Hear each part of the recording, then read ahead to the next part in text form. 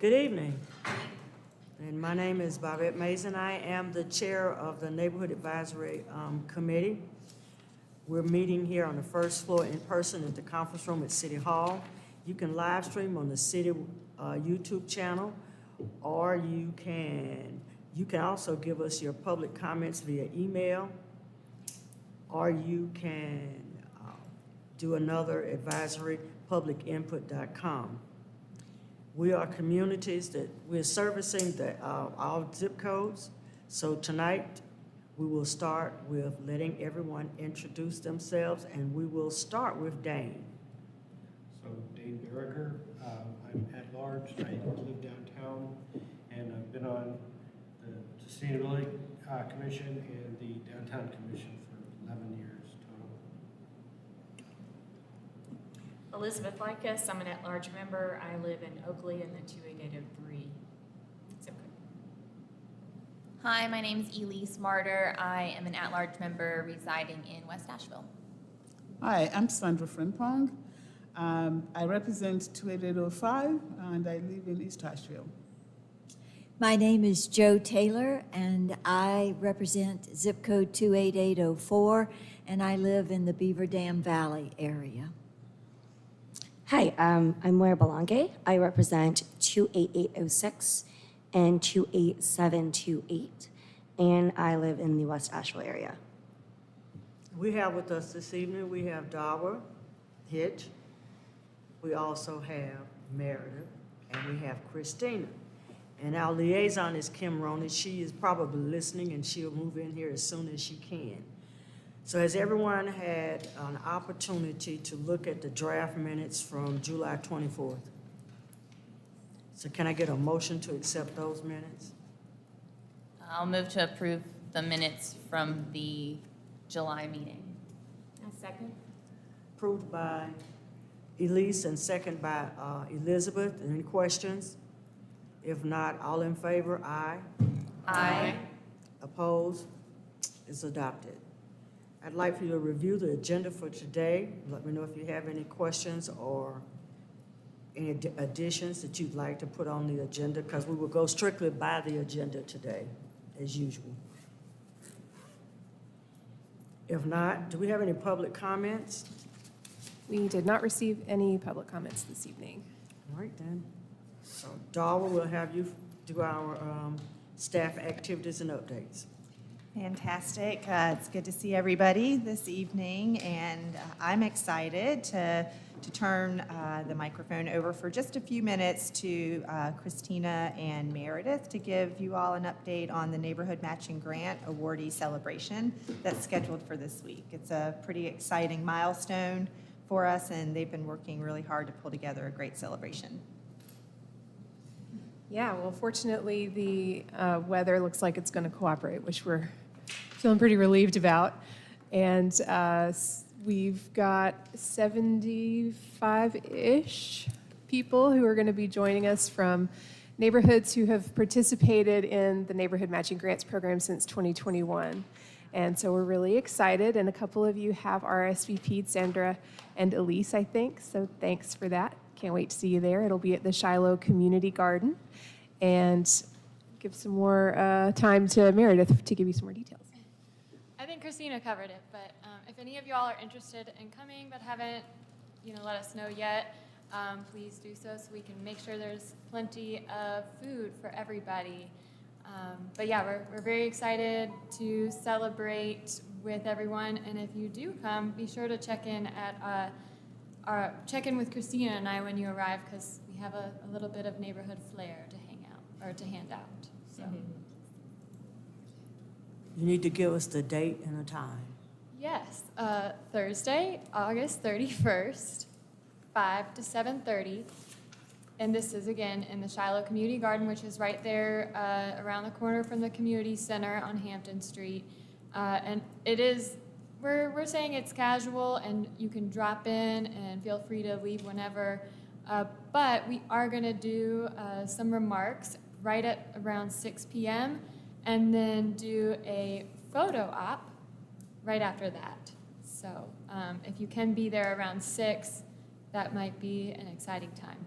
But anytime you can stop by between 5 and 7:30 is great. All right, fantastic. Are we ready to move on to the next item? Or I just want to say that I want to encourage all of you, if you do have an opportunity to go, to attend, please do so. It is an exciting time for people that did receive the matching grants, and it will give you an opportunity to see another community that's been in existence for a long time, and they're established with their association, and the garden is fabulous, and it's a walking trail, and it's a history trail, and you'll be able to see some of the things all the way down through a path that they have. So I would encourage you just to come out, just to see that. All right, fantastic. Then we'll move into the retreat planning preview. I'll just come up to the podium for this part.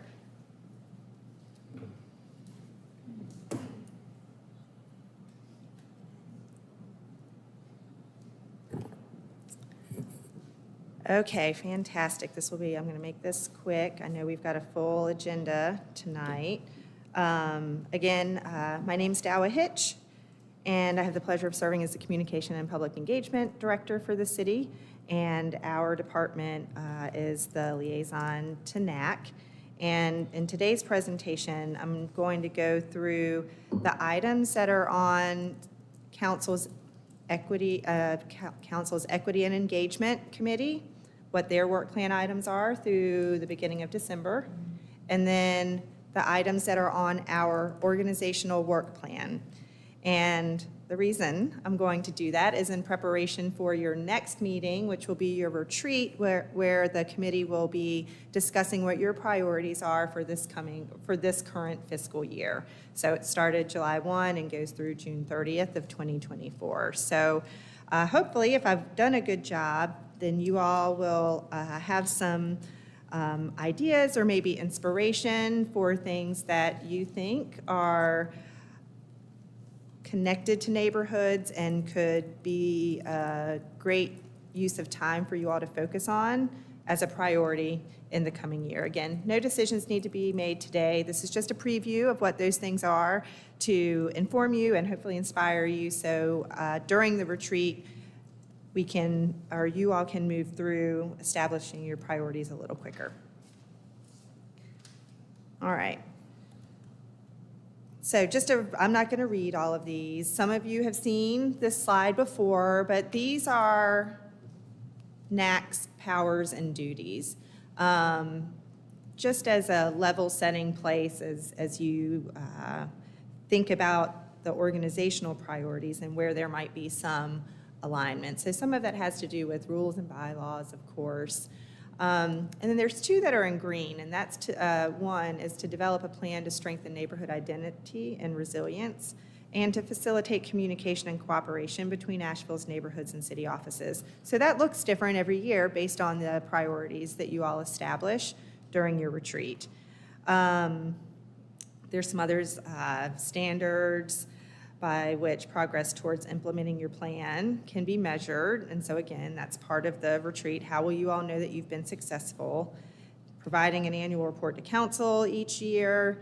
You guys have a great rhythm of doing that. And then certainly helping to get information out to neighborhoods about the city's master plan. So as we go through these priorities, you'll see that there are a number of master plans, and there may be some that you think are maybe more impactful to neighborhoods, and we want to make sure that we've identified those. So as we're planning presentations or work that you are doing or engagement throughout the year, that NAC has a voice in those plans and or decisions.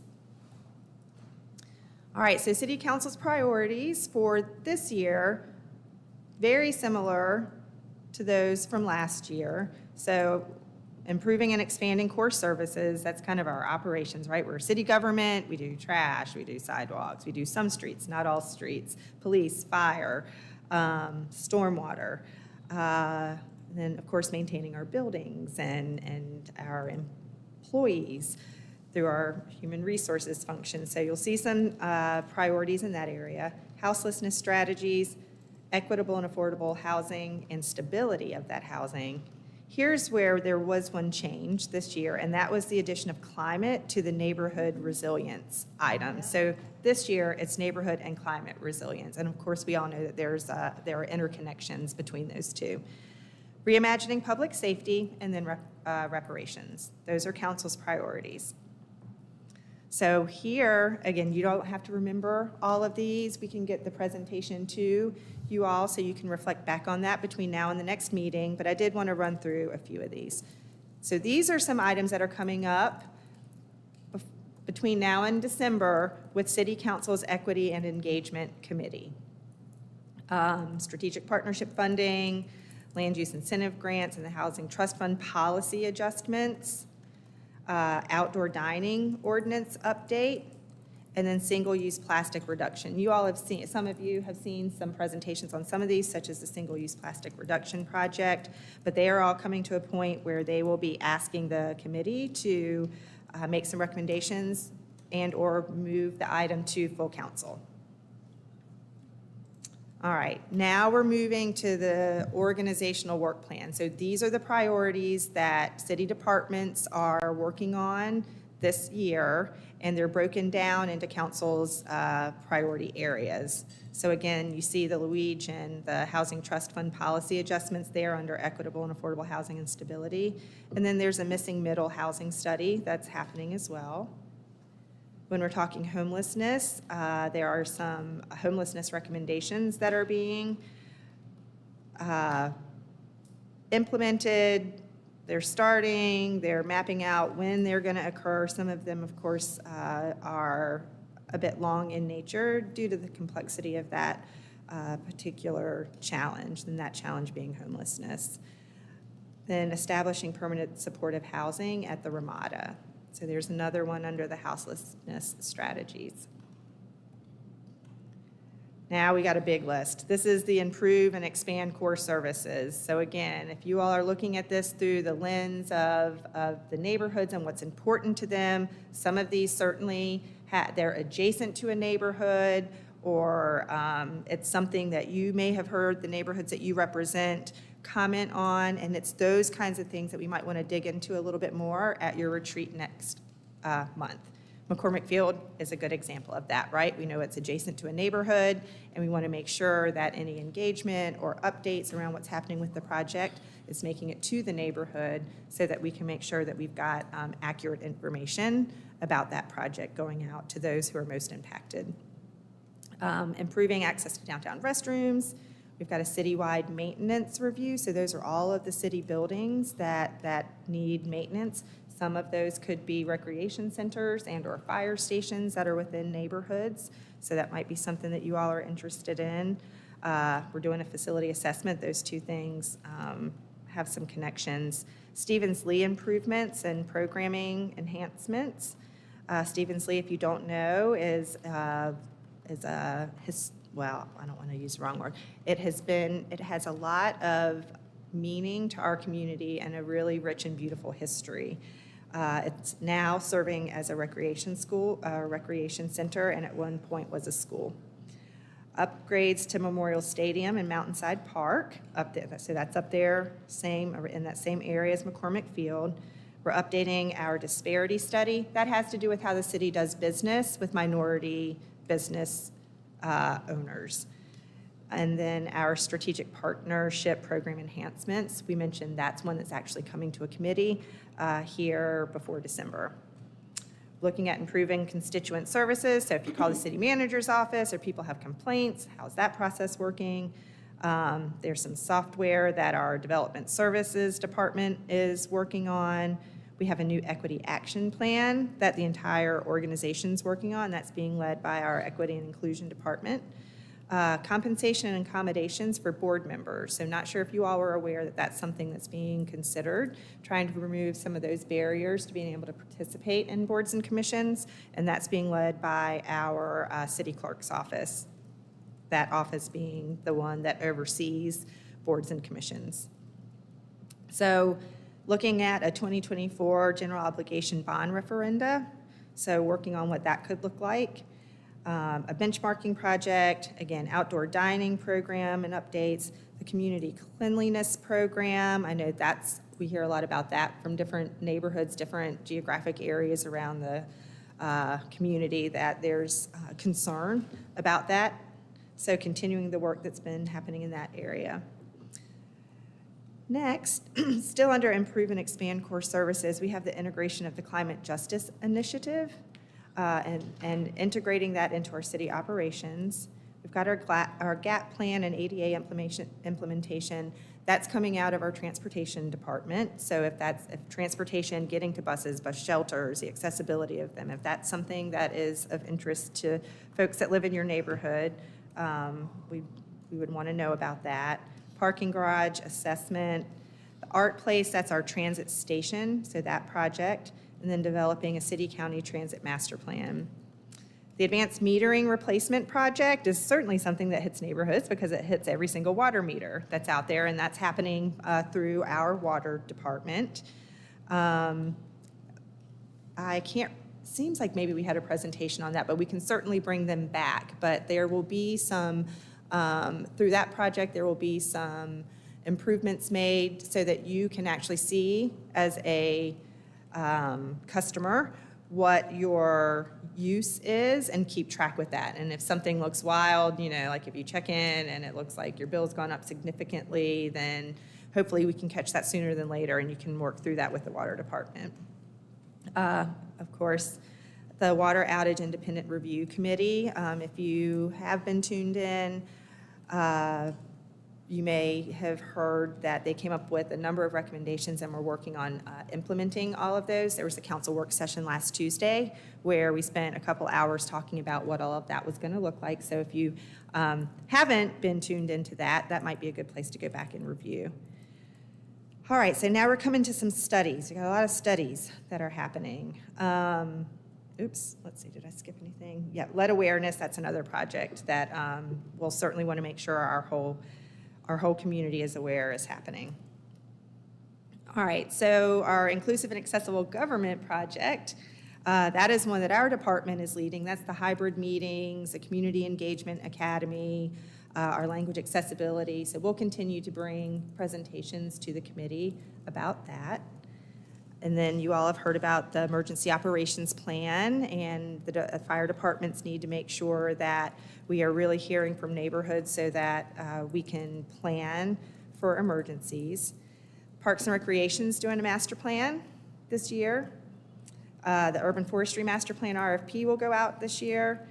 Pack Square Vision, creating that Pack Square Plaza vision is slated for this year. The Downtown Patton Avenue Corridor Study happening this year. South Slope Vision Plan, Solid Waste Master Plan. So lots of plans across a number of departments. And then moving into neighborhood and climate resilience, we've got the Municipal Climate Action Plan Phase 1 implementation, and then the Single-Use Plastic Reduction Project. And then reimagining public safety, we've got the Downtown Safety Initiative and Community Cleanliness, implementing the Community Responder Program, which was part of that initiative, and a Violence Disruptor Project. So if that's something, if violence is something that is a concern for any of the neighborhoods that you serve, being connected to that project that's being headed up by the police department is might be something of interest to you. Reparations, we've got the disposition of city-owned land associated with that. That's a project that's happening this year. There's an audit and recommendations to cease further harm. So we've got a consultant coming in to do a audit on city operations and where there might be harm that's being caused as that relates to the Reparations Commission's work. So that will be some good information for them to have as they move forward with their recommendations. And then, of course, finalizing the Reparation Commission's recommendations. So that's not everything that we're doing. I didn't include all of the things that are internally focused, more HR-oriented IT, maybe some of the finance ones that don't have a direct link to what you all are doing. I thought maybe this was enough to start with. It's a lot. And then again, the hope is that just with this preview, maybe something sparked that you'd like to know a little bit more about. If there is, maybe the best thing to do, it would be to share that here now. If you want to process and something comes to mind, in the next couple days, the next week, you can always email us, and then we can make sure in the development of the retreat that gets put into the agenda. Anybody have any questions? So when you use homelessness and then you have houselessness, You have to speak up a little bit. oh, can you hear me now? I I'm can, just trying but to- yeah. Well, there's something about Ramadan. Where is that? So that is over East Asheville and Tunnel Road, over, River Ridge? oh wait, Ramada, am I getting it mixed Is up? it River Ridge or River Ridge. River Ridge. Yeah. Days I think Inn is, yeah. So It's over River there behind River Ridge, Yeah. do you know where that is? By GS Cafeteria behind? Yes. GS Okay. Yes, Also, ma'am. so that's going to be developed to, For permanent supportive housing, yes. Okay. And that is underway. There is the city was involved in initiating that, and now there is somebody that has come from the private sector, and they've got a whole program they've done in other areas of the country, and it includes some wraparound services as well as shelter. And if you all are interested in that, there are some apartments in and around that area, and then, of course, that big shopping center on the Yeah. backside, and like where Walmart and all of that is. So if you all think that that's something that you'd like to stay informed on, and/or share information, that's certainly something we can include. okay. For All the right, retreat. thank you. The other question I have is, I don't know whether this is a term being used interchangeably. Sometimes I will say homelessness, the other time I say houselessness. Please clarify. So my understanding is that there are some nuances.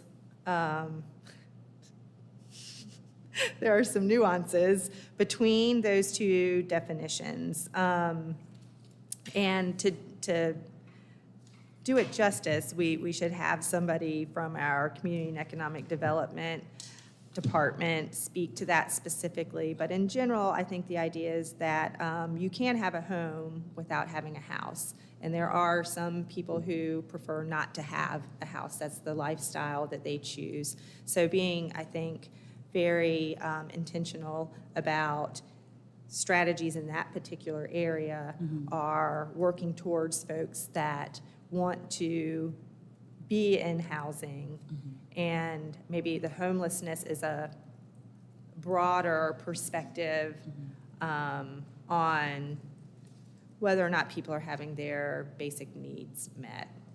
Does that, So one is dealing with shortage of home, the other one is dealing with people who, addressing people who choose to be in the situation. right, so if it's in that houselessness realm, the strategies are probably gonna be more focused on actually shelter and not as focused on people who choose to travel and stay in certain places for a while, knowing that there can be services that are needed in that population as well. So that would be part of a broader it's not quite as specific as working towards housing. All right, thank you. So how about the Days Inn project? How is that coming along? I know they were originally scheduled to finish in June.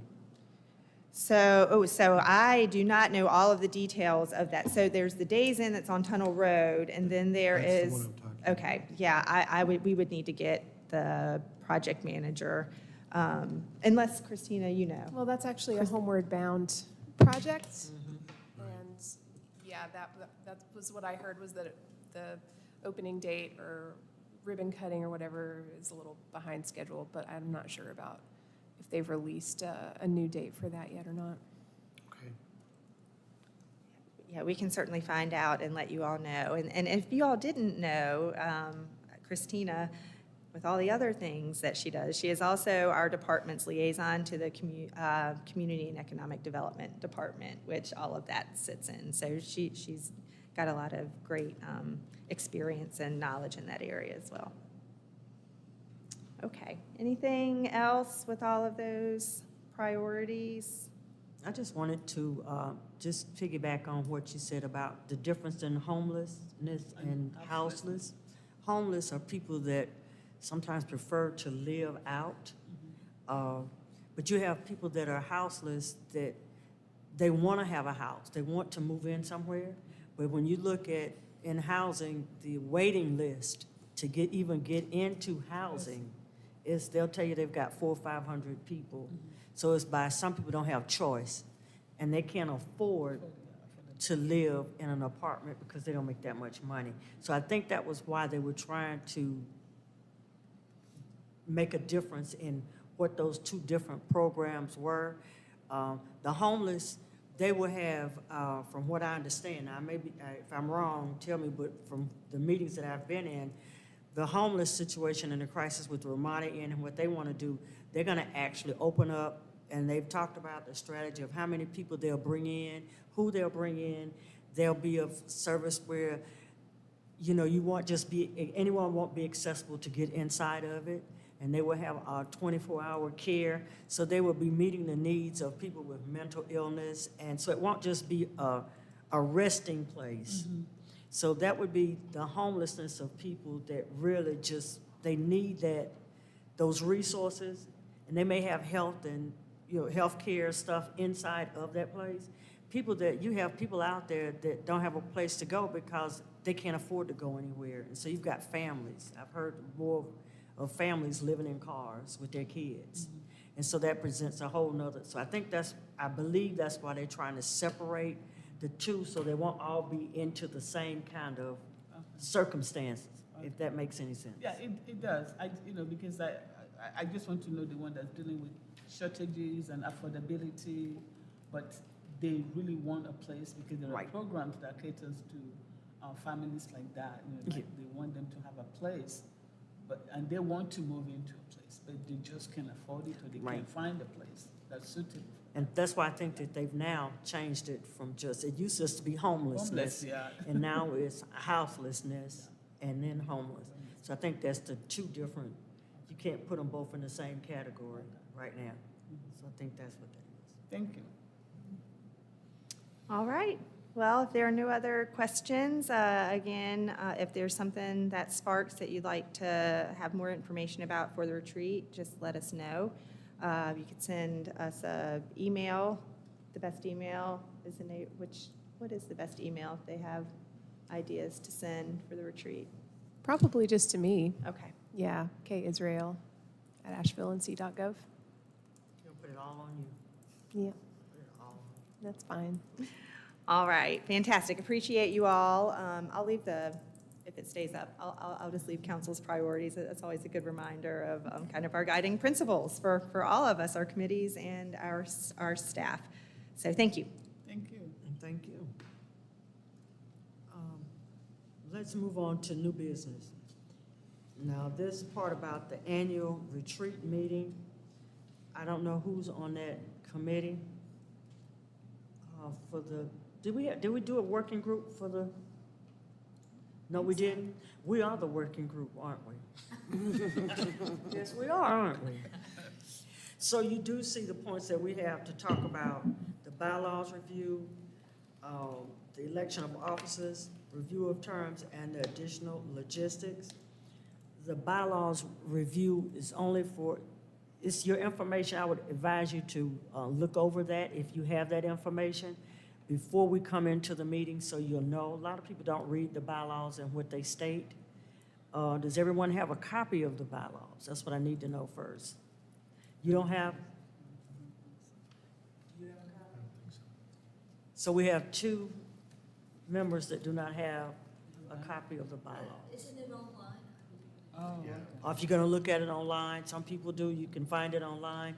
I would ask you to review that, to kind of get, updated, so when we go into the retreat, that maybe if you have some questions about it, that we'll be able to answer it, and we don't have to just keep going line by line by line by line of what it is. And maybe if you have some questions of things that are important to you, that you may not understand, because that's what's important, that we understand everything that it says and we read the bylaws. Because I know everyone was given were you given a book? They don't give out books now, do they? I'm not No. sure if it's a book or, I think Sarah told me it's an electronic packet. Everything's So- electronic now instead of a book. Because when I came, they gave me a book like Binder, this. Yeah, yeah. And I wasn't gonna lug that book around everywhere, so, but you have to look up some stuff. And then we'll have the election of officers, that's part of the bylaws, if you look into that. And the review of terms. So I'm assuming that we will have that list of the terms at the retreat. Yes, I will That be we able will have to all of the. print that out. When your term is up, and if you can serve another term, and how we move forward from that. We'll have that. I kind of want to ask about the areas where, do we have a new updated list, even online, of the neighborhoods and who are the presidents and the liaisons of each community? So these people, because if you're at large, if you're at large, that means that you cover territory that might be outside of exactly where you live.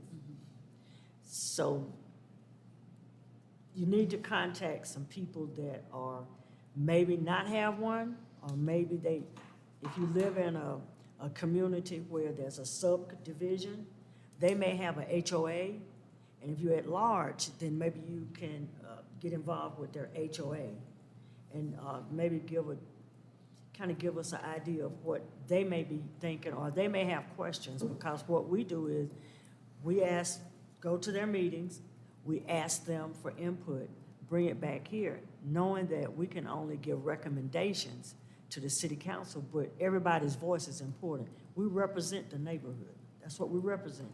So that's everybody, every neighborhood. So we would have to be able to come back and to be able to review that and to move forward. So that's part of what we do. So I don't know if we could have that list, or if they could possibly, if it's online, if it's current. Yeah, so the list that we keep on our neighborhood services page is updated as we receive updates from the community. So what you see is what you get, as far as that's the information that we have.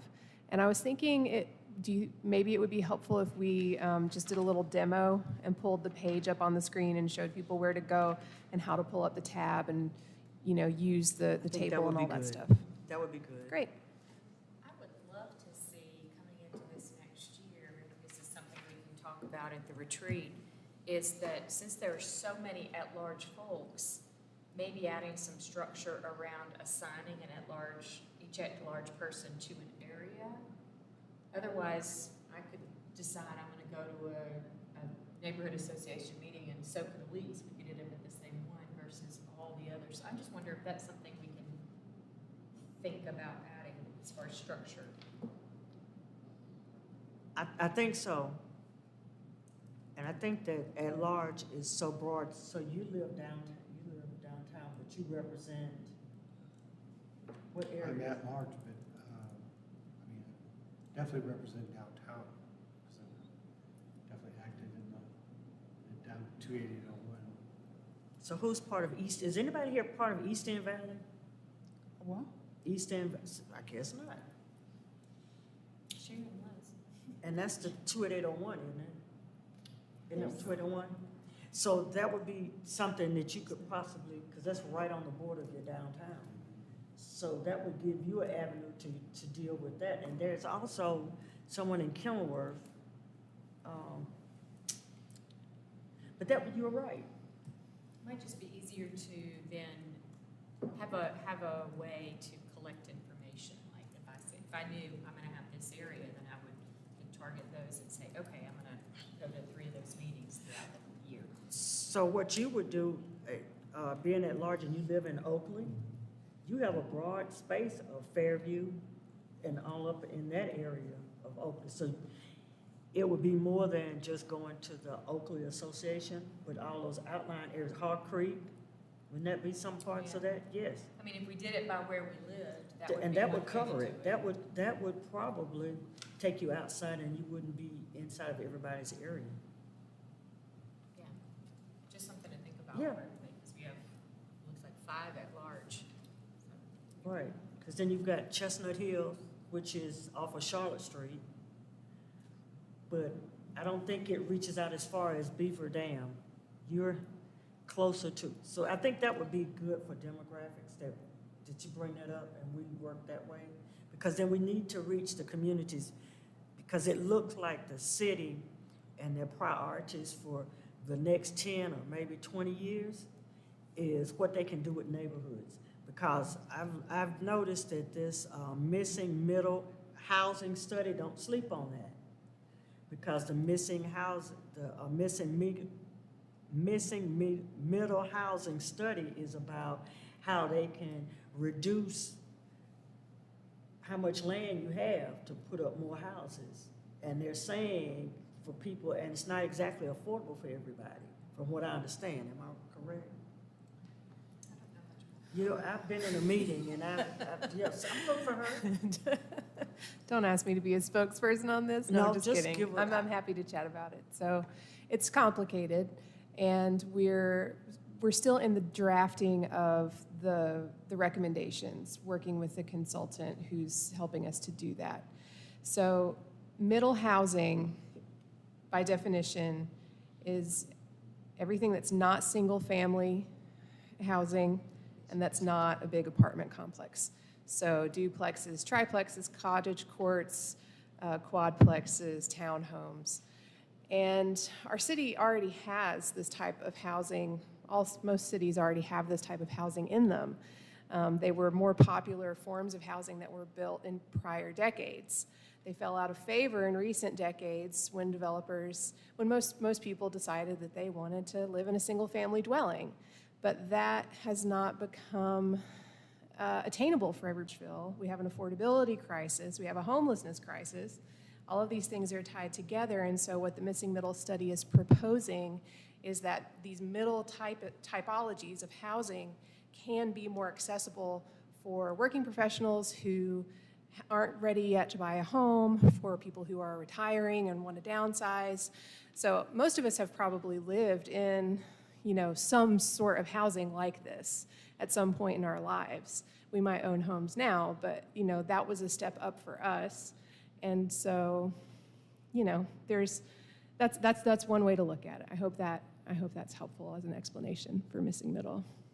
So with that being said, that's why it's important that we reach out to neighborhoods to ask them what they like or explain the process to them, because they may not get that information because they're not at city council and they're not online. Because the problem is, may not hit your neighborhood, but smaller neighborhoods where there is land that they can develop, they will bring in those things, and some neighborhoods don't want that because it's enough of it. Yeah, that's what we're struggling with in Beaver Dam, the area. And like a lot of other cities, Asheville is building, but the core services can't keep up. And so in Beaver Dam, our core services are looking pretty bad, but they want to build because we have land. And so they want to add more cars, they want to do things, and we don't have sidewalks, or we don't even have shoulders on Beaver Dam Road, much less other things. So that's the struggle, and so it definitely, that's what we're experiencing, and I'm sure a lot of other neighborhoods are too. So that would be something that maybe that you could take back to your neighborhoods and of a discussion, because I know my neighborhood is very concerned because we're small and we are a neighborhood, but there are some areas and some pockets where developers want to come in and they want to change the zoning from residential. Because of the process we didn't know about, they want to change it, and they want to bring in all these multi-units, either apartments, townhouses, or whatever, into the neighborhood. So it would be something that I think it's important that we need to engage with our neighborhoods to find out what they would like, because we're advocate for them. If that makes sense. That makes sense? Okay. I didn't go too far, did I? With my opinion. I try to do well with my opinions, but Okay then. So let's go on to unfinished business. Do you have anything else before we move on? Is there anything else that you want to discuss other than these 4 points to put on the agenda for the retreat? The question is, when is the retreat? meeting in September. Same I, time? I would think it would be very interesting, being a newbie, to hear from the different representatives about their neighborhoods. You know, if we had that opportunity to, well, what is your neighborhood struggling with? What are your priorities? What are you seeing? That would be real interesting to kind of have a general sense of that. I think so. I really do. That's interesting. So I think that's something we should probably put on because it is interesting to know what's going on in the neighborhoods. So bringing that up, we're going to talk about the Festival of Neighborhoods. Okay. We are getting a lot of stuff done, and a lot of people are working on this. So I'm going to give kind of an overview of where we are, do a couple of asks, and then anybody that is part of the planning group that wants to jump in and say, here's a piece, because I'm not going through all the details, can do that. So we have had planning group meetings every 2 to 3 weeks. Our next one, Next Wednesday, I believe. I want to Is it say next September Wednesday? 6th, I think. September 6th, Yeah. next Wednesday. We've been meeting at the Wesley Grant Center. Right now, as of today, people that have submitted things that we know of that have confirmed, we have 11 neighborhood associations. We have 8 either nonprofits or other organizations, and I'll be glad to tell you what all these are. We have 7 to 8, we're not sure yet, some city departments and offices. We've got at least one food truck. Did we get, got the second one? Daddy D's, right? It's coming, right? We've got a DJ, we think, for an hour and a half, and also another band, a couple of bands that we're exploring. We're running into funding, obviously, because most bands want to be paid. So we're still reaching out to some. We've got Read to Succeed, Candace Pickens Park, Women's Osteopathic Wellness, Buncombe County Property Assessor, Asheville on Bikes, Humana, RHA, who's going to talk about the mental health crisis resources in town. Mission HCA wants to have a free coffee, come by and say hello, to go along with our food trucks. Neighborhoods, we've got Parkway Forest, Shiloh, Southside, Easton Valley, Montford, Kenilworth, Beaver Dam Valley, a West Asheville kind of conglomeration that are joining together, the Coalition of Asheville Neighborhoods, and then some of the historic neighborhoods, Albemarle, Biltmore Village, and St. Dunstan's, I think we're gonna pull together to have one. Oakley. We're gonna have Asheville Police Department, Fire Department, Public Works, Parks and Rec, Boards and Commissions table, water services. And so we're also have reached out to and hoping that people will submit something, talking to Greenworks and either Feast or Bountiful Cities for food insecurity issues, Mountain True, ABIPA, and a couple of other neighborhood associations that aren't sort of, that we need more representation from those areas. So that's what we got going on. That's a lot. That's good. That's what we got going on in a month. A month from now, September 30th, we're also, do you want to talk about sponsors? Yeah, And what so we're doing it looks like we have so I talked to the tourist and they want to provide 50 goodie bags for the event. Not exactly sure what's going in those goodie bags. So Chris had made the introduction to Brian DeWine, and then he connected me with Alyssa, who's organizing all of that. So I'm trying to figure out how big those goodie bags are going to be because we are going to be responsible for transporting them, and if it makes sense to pick them up ahead of time so that we have them for the event, or coordinate getting them like the morning of the event. So that's great. A couple of the other volunteers have been working on getting gift certificates from some of the other local businesses. So I know Victoria, she got from Skylanes. She was talking to, who was the other one? I know she spoke to Home Depot. And then it was, she's the one also talking to Mountain True about having the water. There was one, I can't remember. 12 Bones, I think, is going to be 12 the Bones, gift yes, that's what it is, 12 Oh, Bones. I I love couldn't remember 12 the restaurant. So We were planning on doing with the kind of sponsorship, since we can't take cash donations, is a combination of, for the people who are attending, because Bobette, we really liked your idea about having kind of like a passport for people to stamp so that you can see how many different booths you actually interacted with. And so maybe if you have like 10 or more stamps, you're eligible for a raffle to get some of these gift certificates and things like that. And then maybe for people who got their whole card stamped, then it's going to be a higher value gift. And then whatever's kind of left over, we also want to offer to the volunteers, which we are going to start that reach out, I guess, this week. We need about 15 to 20 volunteers. And once I have that sign-up form up and running, I will send that to everybody in the community so we can start asking everybody to help us out, even if they don't have a booth. So I think that's all I have in terms of sponsorships. And is this going to be on Eventbrite or? We have so the City of Asheville, it's on the Facebook page for them, and they also have a next door event link, which we can send out to everybody after the meeting. It's September 30th, 10 to 4 at the Martin Luther King Jr. Park, and it's a free event, so. So we've also got his flyers, our work group, and you've got a whole stack too. Yeah. Please don't leave tonight without a few flyers. Put them up in your neighborhoods, your grocery stores, your libraries, your community centers. A couple going around there, and Mary has a big stack there. I put several around town. That's a nice one. Yeah, it's really colorful. Martin did an amazing job with that. Yes. And so our committee member participation, our ask is that you plan to be there. This is our sponsored activity, the Neighborhood Advisory Committee.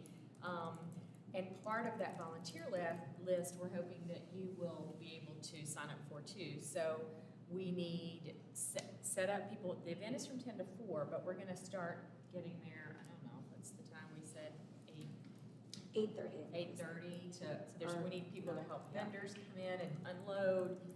Asheville City Schools has confirmed, right, that the vendors can use their parking lot so that they'll come in, drop off their stuff and go park and come back, so they won't take up the parking spaces.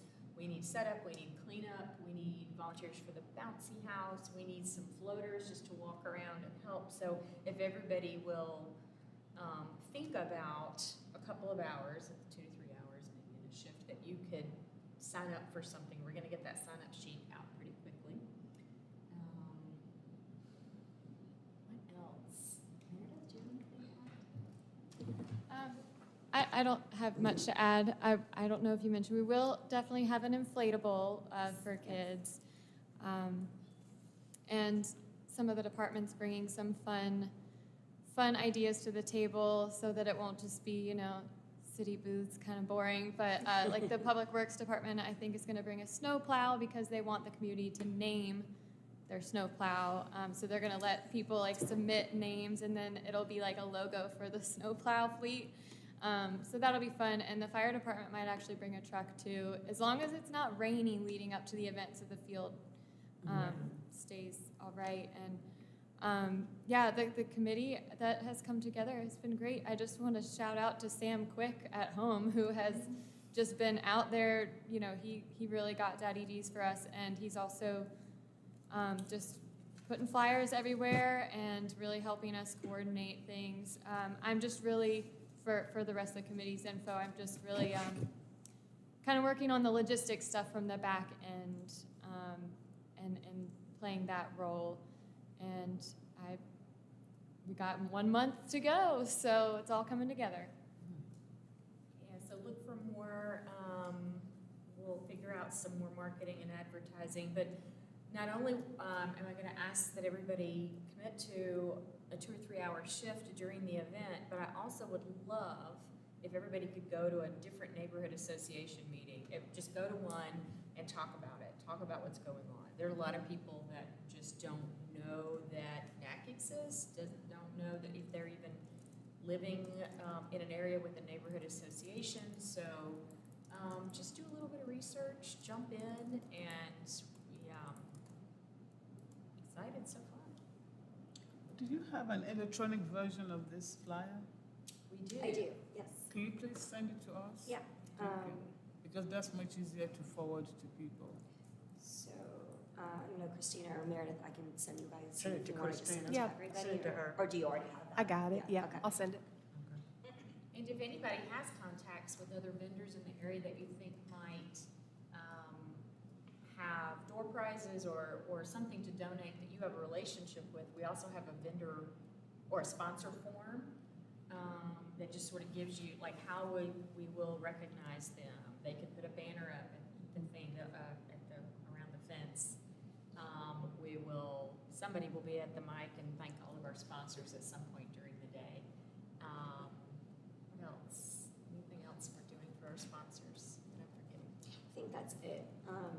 I guess maybe when we send out the electronic version of the flyer, we can also send everybody that sponsor handout so they can hand it out to potential businesses that might be interested in donating some stuff.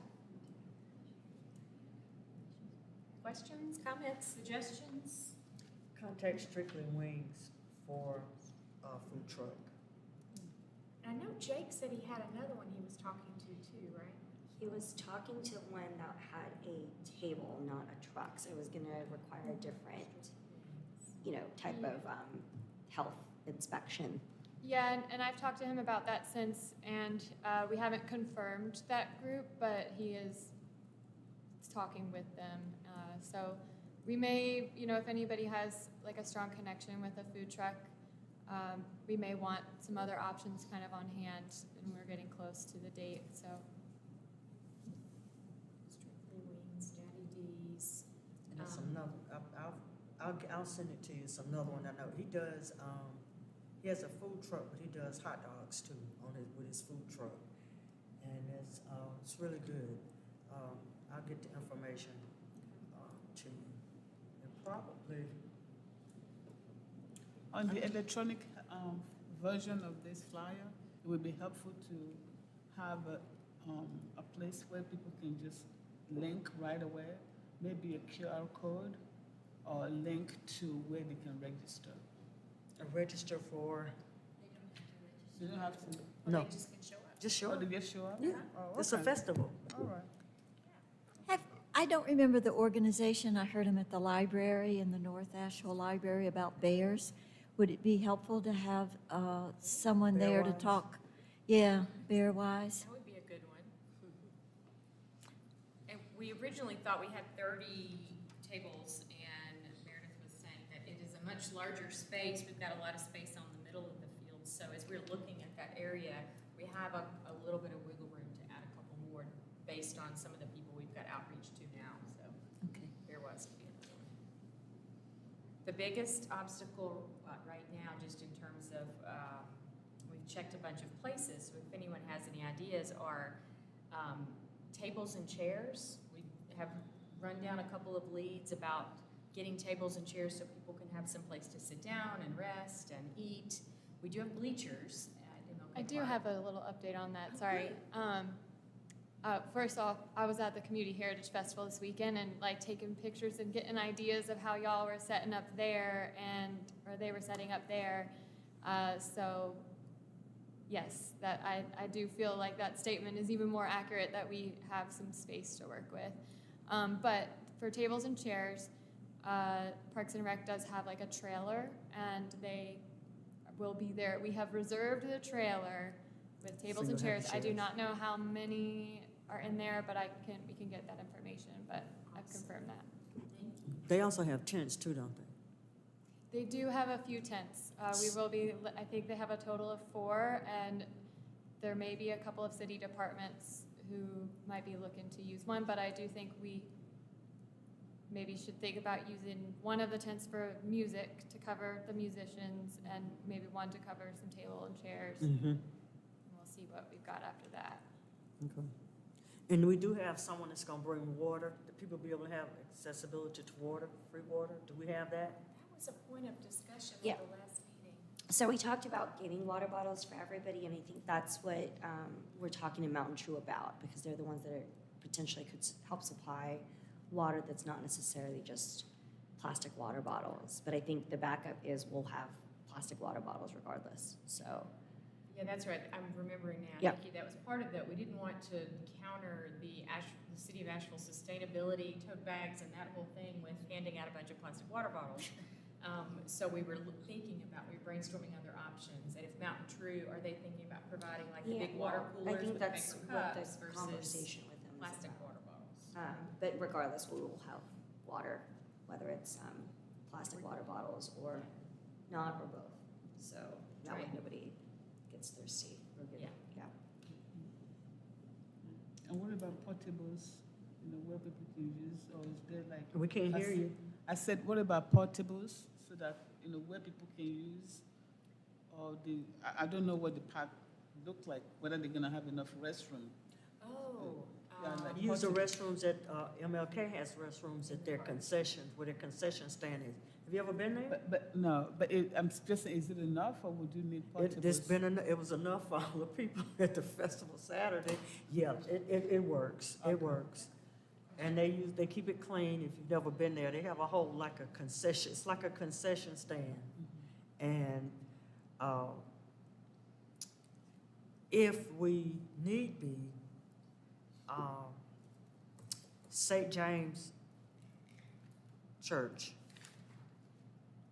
that's right up there, they use that, and they have, they sell fish dinners. If that's an option that you want to do, because they were at the festival Saturday, weren't they? St. James and Mount Zion. So, we can incorporate Is it a food churches. option? Well, Or is- St. James does, they have fish dinners, and they sell them. So it's an option. And, but I think there probably might be something to consider. I can ask, I'll ask Renee White, and I'll get back with you, because she is the president of the association for East End Valley. Also, at Ingalls, I'm sure, has a grocery store in every neighborhood in the county. Are they participating as a sponsor or donating anything? Yeah, I do, I have a contact there because I used to work with them as a sponsor in my previous job, and I just haven't heard back from my contact, so, So I would also say, ask Manna man. Food Bank about water, donation of water. Trader Joe's is very, very generous. Trader Joe's? Yes. That's one of the things that has been so great about this work group is everybody just says, I'll call them, that everybody on the group has lots of, like, if they know somebody, I'll take that one, and so it's been great to have people report back and say, I called these 3 places, and this one said yes. And, so you said Manna and Trader Joe's, okay. Thank you. So I will. I just want to say y'all are doing a really good job. You all are doing you all have pulled together and worked a working group, like a working group is supposed to work together. And it shows. It takes everyone working together to formulate what you have put together for this event. And I think I'm excited. I'll be there. I hope so. Thank you. I will be there. Even if I have had my back surgery, I'll make somebody bring me. But yes, I'll be there. And I do appreciate everyone that's here. And I'm glad that we have people that are giving input, not just sitting here. We're all important. We all represent our neighborhoods. And it's good that we're here and we have a voice. And then we can make things that neighborhoods, this working group has looked at the people and what they would want for a festival and come up with ideas to make this work. And they couldn't make it work without thinking about the people that we serve. And that makes it different, and that makes it exciting. So I am very excited about this. I won't dance, but I will be very excited about this. I'll bring my grandson and let him dance a little bit, you know, because he likes to do that. So if there was, I could probably get my son to do some work with, volunteer with the bouncy house, and maybe, when we were gonna do this before the COVID, we had asked him to come and do some things, that youth programs that would keep kids involved. I can go back and ask him if he would volunteer to do some of that, and that would be one of your volunteers for that area. And I'll ask him. You know how parents ask. I'll ask him. So I'm excited. Thank you. Thank you. Thank you.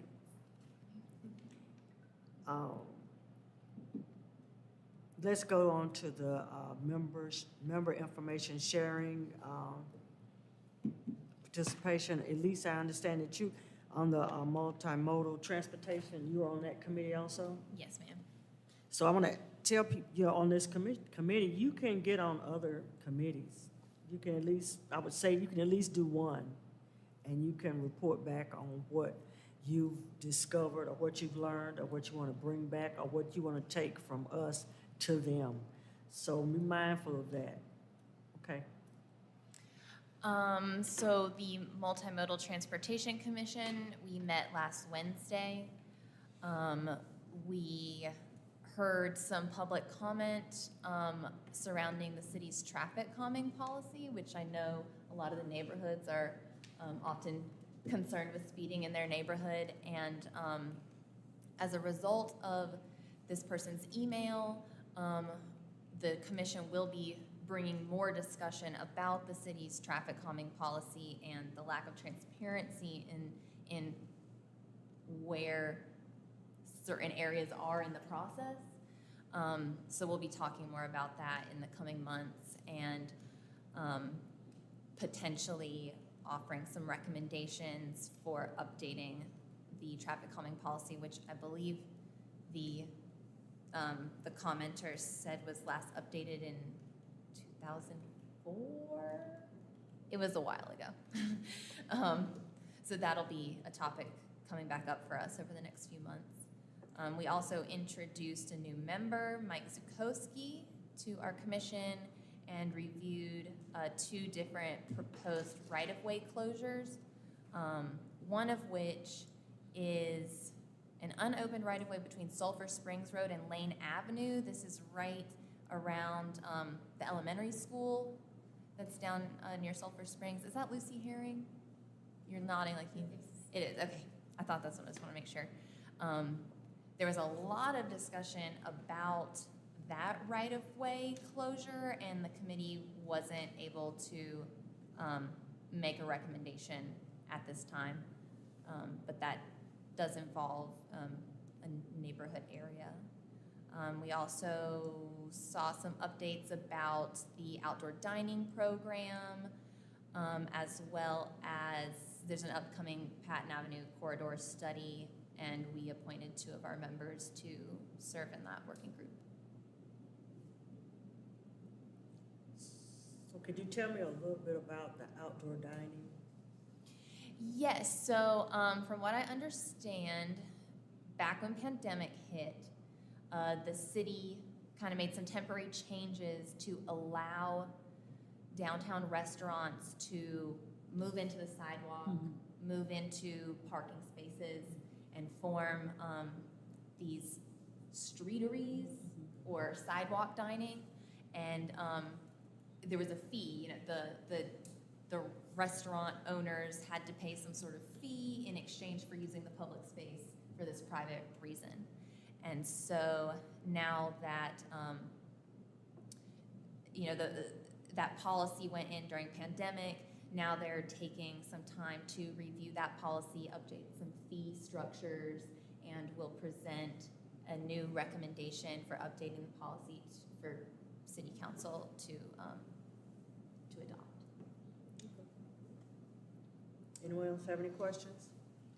I don't have a question, I have a comment. I'm just wondering, I talked about this like a while ago.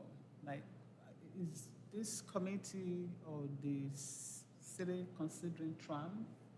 You know, something that will connect from down from the mall,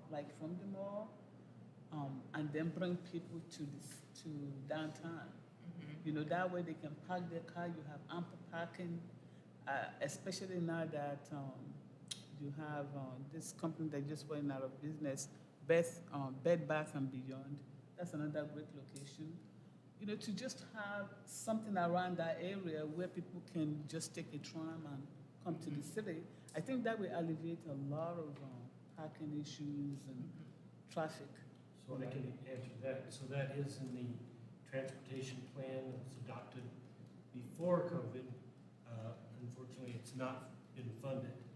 And it's going to be a circulator. There's been a couple of different proposals, but connect the mall over in East Asheville to downtown, and also a circulator that goes downtown, and then potentially one that connects Westgate to downtown. Yeah. Has not been funded. It was originally scheduled for 2025. Probably not going to happen in 2025 based on what's happened since then. But it is part of the transportation plan. That's good. Yeah, because the last time that it came up, I believe the mayor said that they were working on that Raleigh and Charlotte has to go before us. So, but time flies. Charlotte already have their own, and I think Raleigh already have theirs, so it's our turn. Well, it's been requested, particularly by downtown, by both DARN and ADA, to alleviate the parking situation, and get people, moving around downtown more, and connect to the east and west Asheville. So it is definitely on the, in the works, let's say, but there's not really a time frame.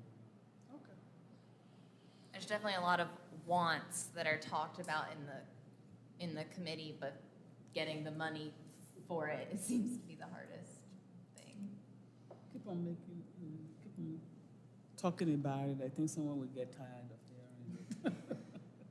And if I could jump in quickly, it's a great point. And we saw when we're looking at all the projects that are organizational work plan items this coming year, how many master plans there are. So I would really appreciate that the connection between all of the plans we have and then the funding to implement all the many ideas that are in all of those plans. It is something that is considered on an annual basis, longer if it's in our capital improvement program, our CIP plan. And I'll just say it's very helpful if you all have information that you're hearing in neighborhoods about things that would be very helpful. We're working staff is working to better capture those and hold a historical record of what they are so that those can be reflected upon each year in the annual budget process. So when you hear those things, do make sure that you share or that we capture them somehow. Maybe it's in the minutes of this meeting, or maybe it's something you talk more in depth about at your retreat. But all of that information can then be provided as the annual budget process works, as we work through that process. And we just adopted one in June, but we're already beginning the conversations, especially around CIP, for the coming years. So where there's momentum is an important element to that. So just encourage you to share that. So thanks, Elise, for sharing that. And we're listening, and budget season will be here before we know it.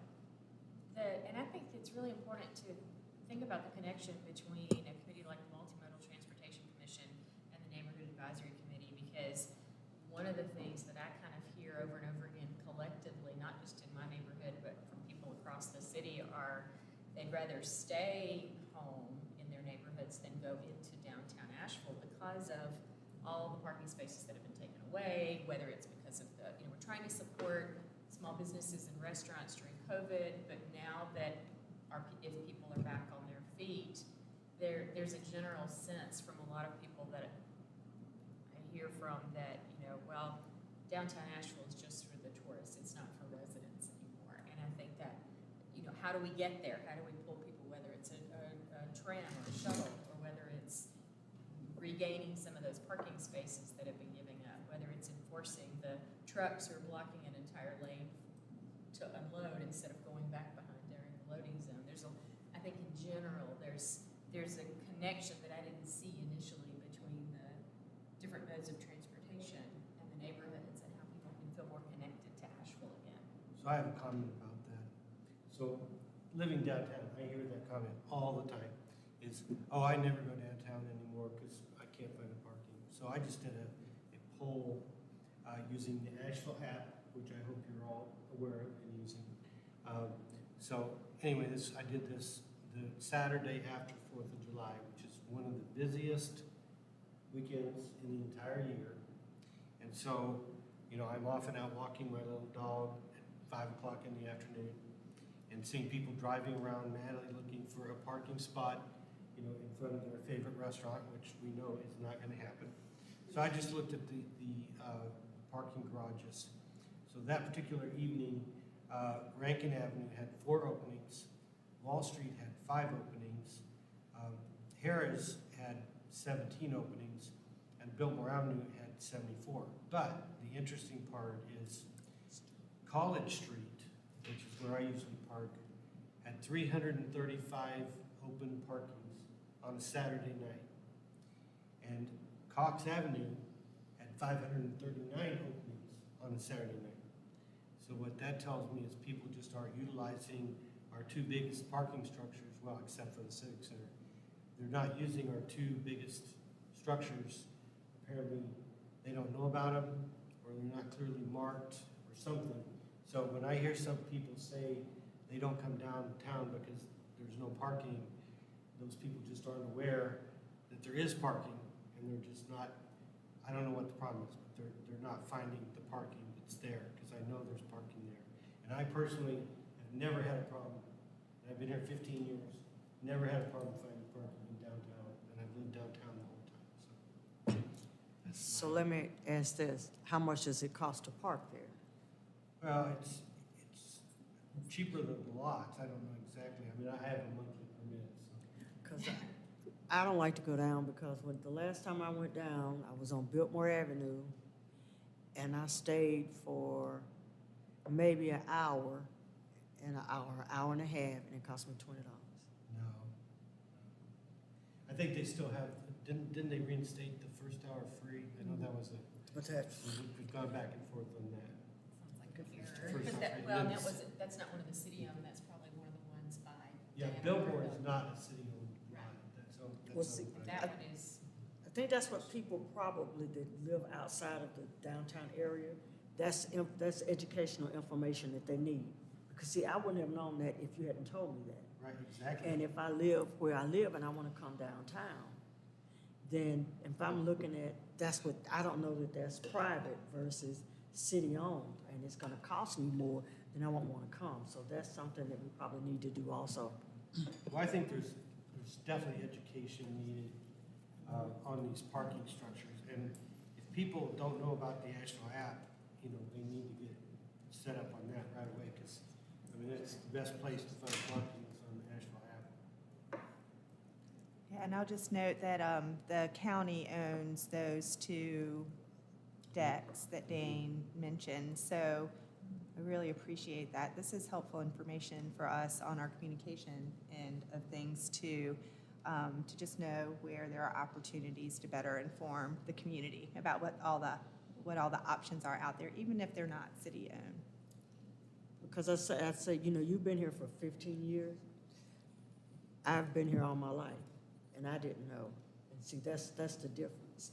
Growing up from being able to park anywhere downtown, free, and finding places, and once they start building up buildings, and they took away parking structures, well, parking areas, not structures, but we didn't know that.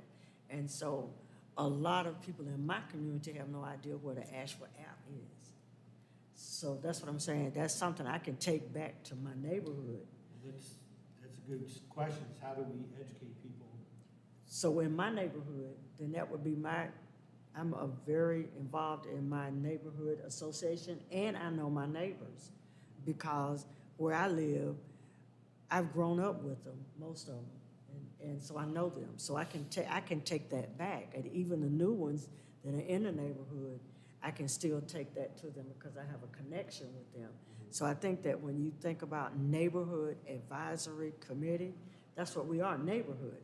And so that's who we're reaching out to.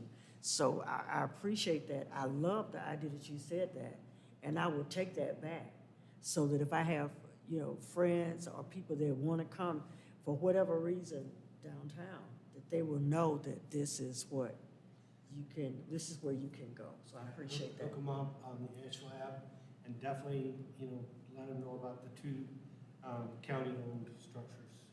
Can you say that louder? Actually, anybody that's looking for parking downtown, they need to get the Asheville app on their phone and use it. And it's the best way to find parking downtown is use the Asheville app. And the two structures, which I think there's always going to be parking, except maybe if there's a special event or something, is going to be the two county-owned structures on Cox Avenue and on College Avenue. I mean, because at least I know the one on College where I generally park, that's usually used for people who are in the city or county building who work here, and then, after hours and then on weekends, it's empty. So, and there's like 7 stories in the College Avenue parking, and I've never had to go above level 5, even if it was busy. So there's hundreds of parkings always available in those two structures. Thank you. I do think that the multimodal transportation committee is about finding ways besides cars, so we're not as congested too. So part of it is, I love those ideas that are generated around just more education and information and spotlight on the transit system and possible trams and park and ride or whatever those are. Any kind of alternates can help. Yeah, I was just gonna say, one of the things we're leaving out of the conversation about parking is that if we took more mass transit, then you wouldn't need the parking. And I know, I live in West Asheville, and if the bus ran later, especially on Sunday, I would be much more likely to take the bus to downtown, but knowing that I think the last bus on Sunday is like 6 p.m. and the last bus the rest of the time is, you probably know, is it 11 or 10? 11. Given those cutoff times, that pretty much, especially on Sunday, that would prevent me from taking the bus downtown. Because I couldn't get back to my house. I mean, I agree with you. I mean, living downtown, I would love to be able to use the bus, and we can generally pick a bus up because we have the downtown transit station. Getting home is nearly impossible. And so I've given up on using the bus because it is not workable in its current setup. I understand your frustration. Yeah. And just as a point of perspective, I remember when the bus cut off way, way earlier than Thank that. Years ago, and I was teaching my girls to ride the bus. We were in West Asheville, and we had bus stops all over the place, and it was cheap, and it got us where we were going. And so it has expanded so much. Now, it still has room to grow, but it has, in a pretty short amount of time for a city this size, I also think it's expanded a lot. It is. It's done a lot. And for people, seniors that I've talked to that will not ride the bus is because of either people that are, the homeless get on the bus. They don't like that because they're afraid of them. Not even just the seniors, but some other people, or because they say that the buses are not clean on the inside. And then they say that, like myself, I could not get on the bus because I'm highly allergic to smoke. And so people that have been smoking and get on the bus, you can still smell the smoke, and that bothers me. So I think there are a lot of pros and cons to wanting to use the mass, transit system. And I think that I've been in bigger cities where I've been able to get on buses and I don't smell that. I don't know what the difference is, but I've been Washington, D.C., in the heart of D.C., riding a bus. It was clean. I didn't have that. In New York, I didn't have that. So I think there's something to consider when you're talking about putting people on the bus and, you know, how you're gonna ride the bus and when you're gonna ride. And sometimes the buses in some areas, they don't come enough for people that need to go to work. They don't wanna go to work an hour early, or, you know, in some of the outlying areas, not just inside the city. So I think that's good information. So, next point, agenda items for next or upcoming meetings. Next time we meet in September, we will have the final planning of the Festival of Neighborhood, and we'll be ready to go, and everyone can take their rest the rest of those days. So you'll be nice and smiley and happy when that day comes. Still want to invite you all to come out to Shiloh on Thursday from 6 to 7:30.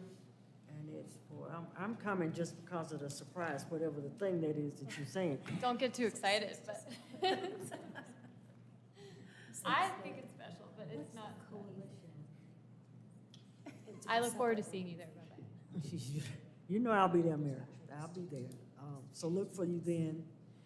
So now, we'll have our council person, Ms. Kim Roney, to come and give us reflections, comments, and answer unanswered questions. So glad to be here with all of you today. My name is Kim Roney, and I'm your City Council liaison to the Neighborhood Advisory Committee. On my way here from piano lessons, I was listening to the meeting, so I caught most of it. And I considered that Dawa may have already brought this up, and I may have missed it.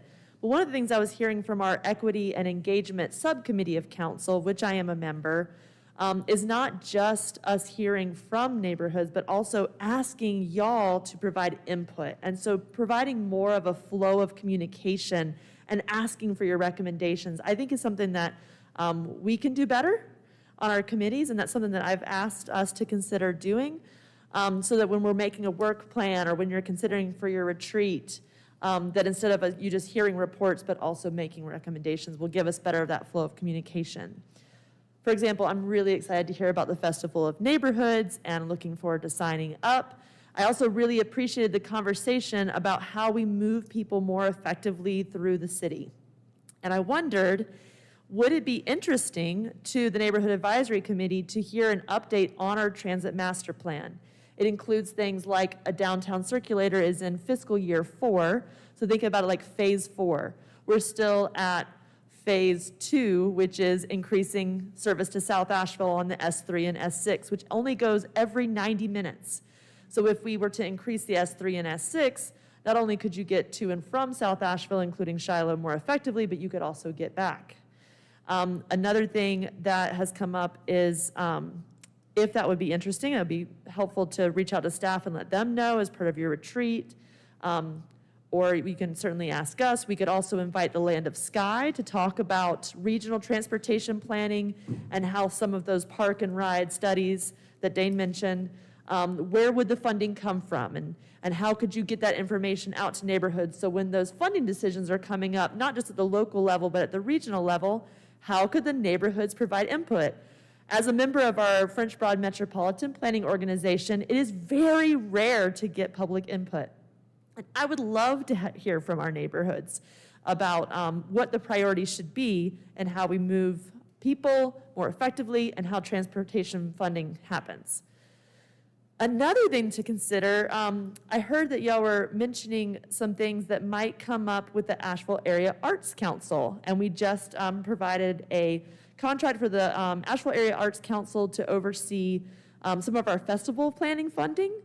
But they also are doing a circulator that is running an art circulator from the River Arts District to downtown and then also to West Asheville. And it might be a picture, a snapshot of what a future downtown circulator could look like. And I imagine that we'll soon be having some data from the program they ran this summer.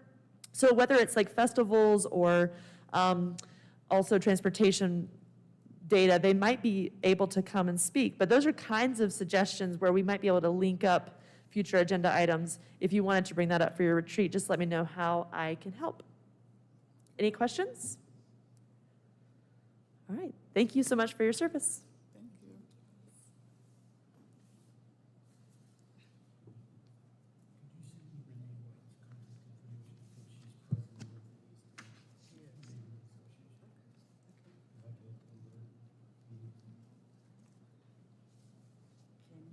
with him. I don't have her Renee White. email address. Or I can't remember what night, when they meet, because he said he wants to attend one of their meetings. Meredith will get it for you. I knew one of them. That's right, Meredith is everywhere. Try. You had every association meeting and won a prize at mine, and I was like, hey, she did, yes. Okay. We're all set. Don't forget about the flyers. Please take a few. If you see someone in your neighborhood, tell them about it, you know, invite them to come. If they ask you what it's about, tell them just to come so they can find out themselves. So I'm not gonna tell you any more information, you just come, it's gonna be exciting and have a smile on your face, and they may come.